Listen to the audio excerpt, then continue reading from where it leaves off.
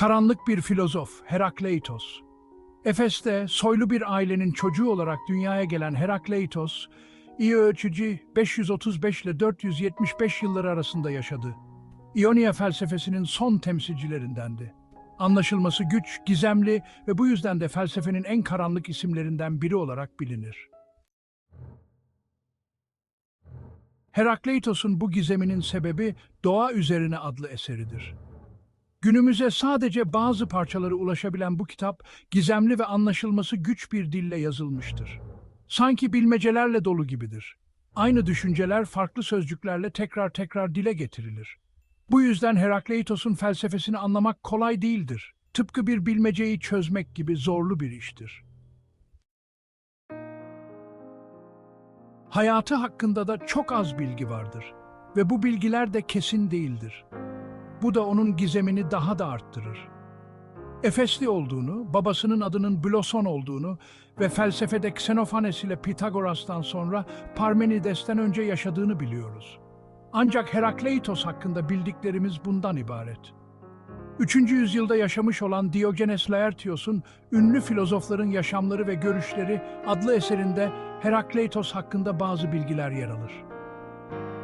Ancak bu bilgiler de Stoacı yazarlardan alınmıştır. Ve bu yazarlar da Herakleitos'un sözlerinden yola çıkarak onun hayatını anlatmaya çalışmışlardır. Bazı sözlerinden yola çıkarak kişiliği, dini, toplumsal ve siyasi görüşleri hakkında fikir yürütebiliriz. Ancak ölümü, hastalığı ve hayatının son dönemleri hakkında hiçbir bilgimiz yok. Yine de bu sözleri Herakleitos'un insana, topluma, dünyaya, siyasete ve ekonomiye karşı acımasız eleştiriler yönelttiğini gösteriyor. Dili de oldukça sivridir. Herakleitos, Lidya Krallığı'nın Persler tarafından yıkılışından sonra Pers egemenliğinin Anadolu'da hüküm sürdüğü bir dönemde yaşadı. İ. 500 yılında Anadolu'daki Yunanlar Perslere karşı ayaklandılar. Ancak anakaradan yeterli destek alamadılar ve büyük bir yenilgiye uğradılar. İ. 490 yılında Efes'te aldıkları ağır darbe, Miletos'un da aralarında bulunduğu birçok zengin İonya şehrinin yıkılmasına neden oldu. Herakleitos bu karışık ve savaş dolu bir dönemde yaşadı. Yaşadığı bu dönem, düşüncelerinde de fırtınalar kopardı. Perslerin ikinci kez daha ılımlı bir şekilde de olsa, egemenliklerini kurmalarıyla ticaret ve sanayi gelişti ve bazı sınıflar zenginleşti. Herakleitos'un eleştirileri özellikle bu zengin sınıflara yönelikti. O hep soyluların tarafını tuttu, demokrasiye karşı çıktı. Efeslilerin demokrasi karşıtlarını şehirden kovması onu çok kızdırdı ve sonunda öfkesini hakaret dolu sözlerle dile getirdi. Efesliler için en doğru olan yetişkinlerin kendilerini asması ve şehri çocuklara bırakmasıdır. Herakleitos'un kalbindeki bu nefret gittikçe büyüdü ve sonunda tüm halka yayıldı. Ona göre halk aklını kullanmayan cahil insanlardan oluşuyordu. Herakleitos'a göre her şeyin temelinde ateş yani pir vardır. Ateş her şeyin ondan çıktığı ve ona geri döneceği ana maddedir. Yani arhıdır. Yaratırken yok eden, yok ederken yaratan bir güçtür ve akıllıdır. Maddede gördüğümüz farklı biçimler ateşin bu yaratıcı gücünden kaynaklanır. Çünkü ateş doğası gereği kolayca başka şeylere dönüşebilir ve her şeyi de kolayca kendine dönüştürebilir. Herakleitos'a göre ateş, bu dönüşümü diğer ana maddelerden daha kolay başarır. Çünkü ateş daha hareketlidir, süreklidir, canlıdır ve çok güçlüdür. Yanan bir şeydeki ateşe baktığımızda, ateşin bu özelliklerini kolayca görebiliriz, canlılığını ve sürekliliğini. Herakleitos'un karşıtlıklar hakkındaki görüşleri de özellikle Anaximandros'unkilerden farklıdır. Anaximandros için karşıtlıklar kötüdür, uyumsuzdur. Ona göre ancak apeiron'a yani birliğe döndüklerinde bu kötülüklerden, uyumsuzluklardan kurtulurlar ve sonsuz iyiliğe, uyuma ulaşırlar. Herakleitos ise karşıtlıkların kötü değil, iyi olduğunu düşünür. Ona göre karşıtların savaşı asla kötü bir şey değildir. Çünkü var olmak, farklı veya aynı türden şeylerin birleşmesiyle mümkündür.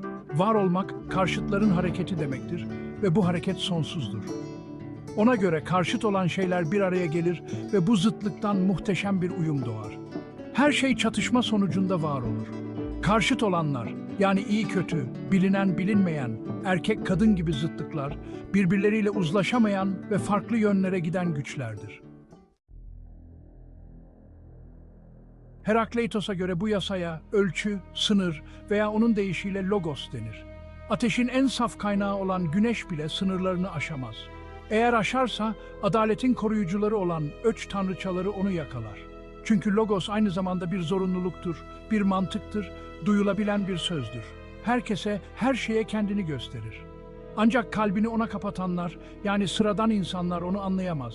Logos, gizli ve tanrısal bir akıldır. Onu anlamak için tanrısal bir anlayışa, tanrısal bir duyuşa ihtiyaç vardır. Herakleitos Logos'u sezgiyle, evrenin derinliklerine dalarak keşfetmiştir. Keşfettiğinde görmüştür ki Logos'un dili zıtlıktır. Başka bir deyişle Logos'un özü karşıtlıklardan oluşur. Bu karşıtlıklar hiç durmadan hareket eder ve gelişir. Arkalarında ise her zaman hazır bulunan bir tanrı fikri vardır. Bu fikir, karşıtlıkların bir olduğu noktadır. Görebilen gözler için karşıtlıkların bu birliği her yerde ve her zaman görülebilir. Demek ki Herakleitos'a göre Tanrı, düşünen ve düşünceden ibaret olan ateşten bir düşüncedir. Ne maddedir, ne vardır, ne yoktur, her şey ve hiçbir şeydir. Sürekli bir oluş ve yok oluş döngüsü içindedir. Bu ateş söndükçe yanacak, yandıkça sönecektir. Yani evren bir ateş fırtınası içinde yok olacak. Ama yok olan evrenden yeni ve yine ateşten bir evren doğacaktır. Bunun anlamı şudur, evren Tanrı'dan önce de vardı, şimdi de var ve gelecekte de var olacaktır. Öyleyse evreni hiçbir Tanrı veya insan yaratmamıştır. Tanrı gündüz ve gecedir, kış ve yazdır, savaş ve barıştır, bolluk ve kıtlıktır. Tanrı insana çocuk adını vermiştir. Çünkü ona göre her şey insan gibi bir çocuktur. Bu düşünceler Herakleitos'un toplumundaki yaygın din anlayışına da karşı olduğunu gösterir. Çünkü ona göre gerçek din, düşüncelerimizle evrensel ateşin tanrısal düşüncesine ulaşmaktır. Herakleitos'a göre karşıtlıkları birbiriyle uzlaştıran şey zamandır. Ona göre zaman, dama oynayan bir çocuktur. Saltanat çocuğun elindedir. Bu saltanat, sadece karşıtlıkların oyununa, onları birbirine bağlayan uyuma özgü bir saltanattır. Tamamen Tanrı'ya ait bir saltanattır.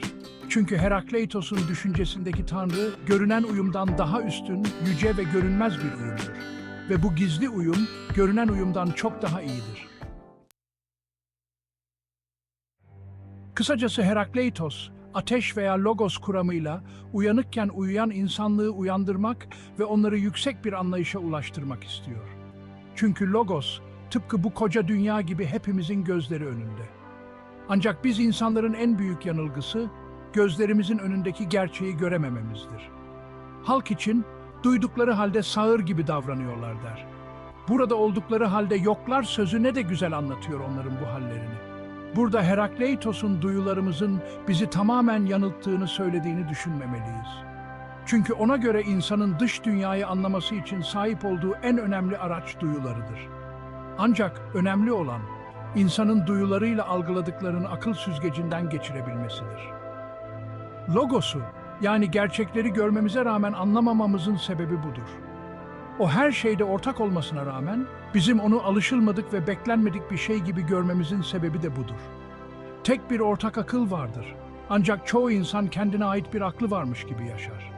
Evren, uyanık olanlar için tek ve ortaktır. Ancak uykudayken her insan kendi özel dünyasına döner.